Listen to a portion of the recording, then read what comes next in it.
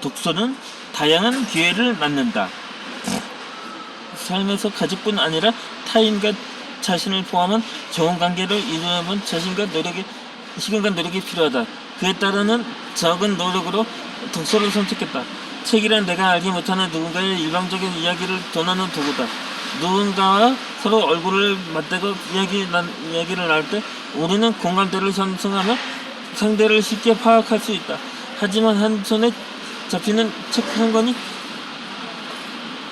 얼굴도 피부 색깔도 나이도 모르는 그의 글에 공감을 하고 알아갈 뿐 아니라 감성의 도움을 받는다.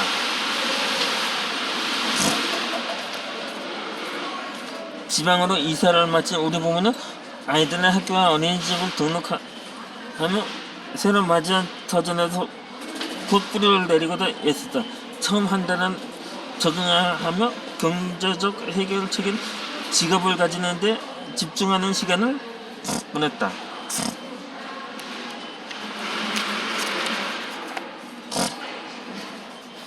지금에서의 간결한 표현으로 말하지만 당시엔 온통 머릿속에 자리 잡던 생각이 직업이었다. 모든 걸 다시 처음부터 시작하는 건 행복을 위한 리셋 버튼과 같은 긍정 스위치임에 분명하다. 또한 동시에 가정이 느끼는 삶의 무게로 인한 책임과 중압감은 감내하고 해결해야 하는 지극히 현실적 고민이다. 생존은 모든 인간의 본능이기 때문이다. 나는 우여곡절 끝에 농기계 부품을 생산 조립하는 회사에 취직했다. 아무 기술도 없이 오롯이 처음부터 배우기 위함이다. 이로써 나이 42살에 공장 생활이 시작되었다. 나는 이것으로 1년을 일하고 사직했다. 이유는 배우기 위함이다. 기술적 배움에 대한 갈망은 다른 누구보다 강하겠다. 나의 가장 큰 장점은 일할 때면 특별한 경험을 빼고는 휴대전화에 손이 가지 않는다는 점이다. 이런 삶의 힘든 시기를 겪으면 가난을 벗어나거나 하는 몸부림으로 인해서 습관이 되었다고 할 수 있다. 골편지 배송을 하며 나폴레옹 힐에 놓치고 싶지 않은 나의 꿈, 나의 인생, 정중한 회장에 시련이 있어도 실패는 없다. 빙귀한 멍정의 어머니 저는 해냈어요. 스티븐 커비의 성공하는 사람들의 10가지 실패, 헤럴드 샤먼의 억대 연봉자들 때 매번 스탑 등 다수의 책에서 공통으로 강조한 부분은 무조건 열심히 일하는 것이 아니라 바로 실행력이라는 걸 안다. 소위 지배층에서 성공자들이라고 불리는 많은 이들이 일단 멈거리지 않고 기적없이 실패하더라도 일단 실행하라는 마법의 주문을 외친 지 행동으로 이어진다. 깊게 생각하고 알아보는 과정에서 오는 불안과 불안감은 늘 새로운 도전을 가로막는 가시덤불과 같다. 나라는 점점 우유부단한 성격이 감정의 기복이 심했다.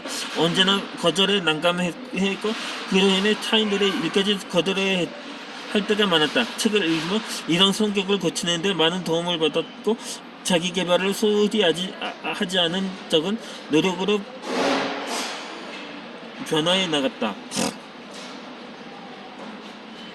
독서를 통해 나보다 힘든 입경을 견뎌내는 지혜를 얻었고 무엇보다 중요한 자신을 알아간다는데 의의가 크다고 할 수 있다. 나는 나를 모르는데 다른 누군가의 타인이 나를 결정하고 단정 지을 수는 없는 노릇이다. 성공하게 가장 나폴레옹 힐은 결단력의 결여가 실패의 최대 원인이라고 말한다. 쉽게 말하면 결단력의 결여는 결단의 기회를 놓쳐버린 그것과 같다는 뜻이다. 문제의 핵심을 잘 알고 있는 사람은 신속하게 결단을 내리고 즉시 행동에 취한다. 나는 만나는 사람마다 이곳에서 배울 최고의 기술자가 누구인지를 물었다. 아무도 말해주지 않던 어느 날 전 직장의 지인으로부터 전화와 권리를 알려줬다. 나는 주저하지 않고 전화를 걸었고 나의 사정을 전했다. 늦은 나이지만 배우고자 한다는 의지를 발견했다. 뒤에 아는 사실이지만 당시 회사에서는 시간 모집을 하지 않았다. 다음날 약속된 시간에 면접을 보았고 나는 정식으로 배울 기회를 얻었다. 지금의 나를 있게 한 기술적 배경이 되기로 했던 작은 관심은 이후에 다른 회사에서 스카우트 제의를 받는 나의 단계에 이르렀다. 만약 독서의 필요성을 인식하지 않은 직장 생활만을 했다면 단기간에 지금의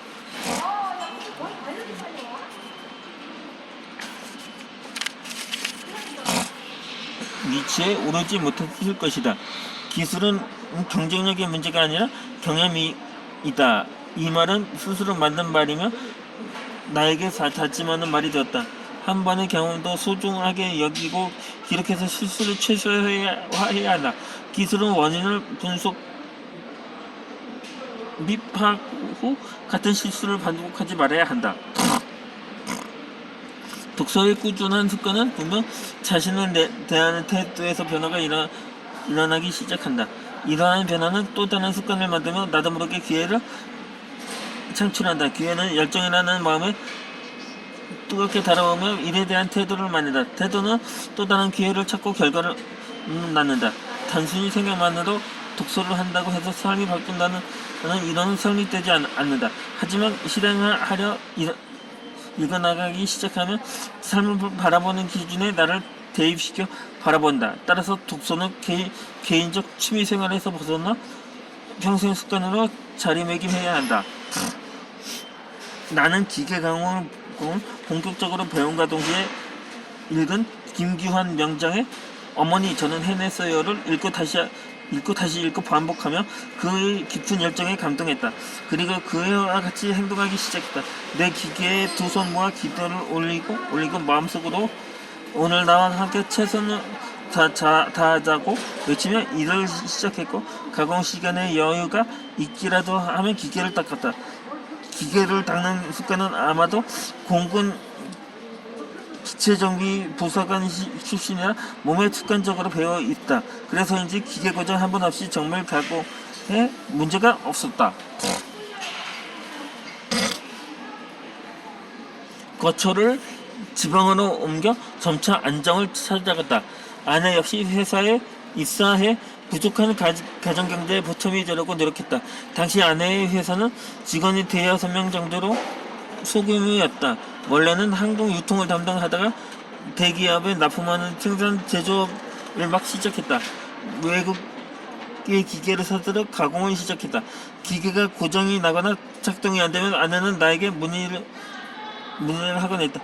생산 가공 업무를 담당하는 관리자도 새로 채용하면서 생산 제조업에 박차를 가했다. 아내의 회사는 점점 인원이 늘어나기 시작했고 아내의 위치도 직원들을 관리 감독하는 수준으로 올라갔다. 그런데 문제는 생산 관리자들이 얼마 지나지 않아 자자수도 그만두었다. 기계도 자주 고장이 발생했다. 한참 가공을 하던 어느 날 회사 아내에게 전화가 와서 받아보니 저녁에 일 마치고 와주었으면 하는 부탁을 짓게 되었다. 기계가 움직이지 않아 난감하다면 남편이 나에게 연락을 한 것이다. 나는 그리 멀지 않은 곳에서 차를 몰고 아내의 회사로 향했다. 도착해보니 기계 앞에 부장님과 대표이사께서 나를 기다리고 있었다. 간단히 소개하고 기계를 둘러보니 그동안 경영해본 적 없는 프로그램인데다 이탈리아산 기계였다. 나도 당황스러웠다. 도와주러 왔지만 실질적으로 큰 도움이 되지 못했다. 그렇게 서먹한 인사를 마치고 몇 주가 흘렀을까. 어느 날 저녁을 먹고 쉬고 있던 나에게 아내가 진지하게 할 말이 있다며 가까이 다가왔다. 혹시 이직할 의향이 있어요? 라고 말하는 것이었다. 나는 순간 눈치를 채며 말했다.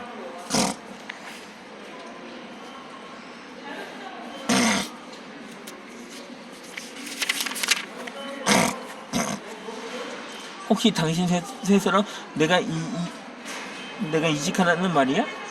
아내는 당황스러워하면서도 말을 이어갔다. 부부가 같은 회사에 다니면 서로에게 좋지 않은데 다른 관리자들을 채용했더니 실력이 검증이 안되고 일이 서툴러 대기업 납품에 차질이 발생하고 있어요.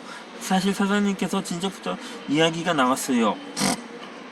나는 부부가 같은 회사에 다니는 모양새가 좋지 않다고 말했지만 사실 우리 부모는 이미 서울 직장에서 같은 회사에 근무할 경험이 있어서 거부감은 들지 않았다. 당시에 나는 하버드대 교수인 마이클 포엣, 크리스틴 그로스로가 지은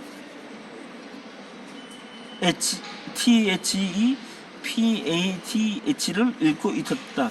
저자는 우리가 결정을 내릴 때 합리적 선택 모델과 직감에 의해 의존한다고 말한다. 사람들은 자신이 옳다고 느끼는 직관에 의지하 결정하기도 하는데 대개는 합리적 선택 모델과 적절히 섞어 사용한다는 것이다.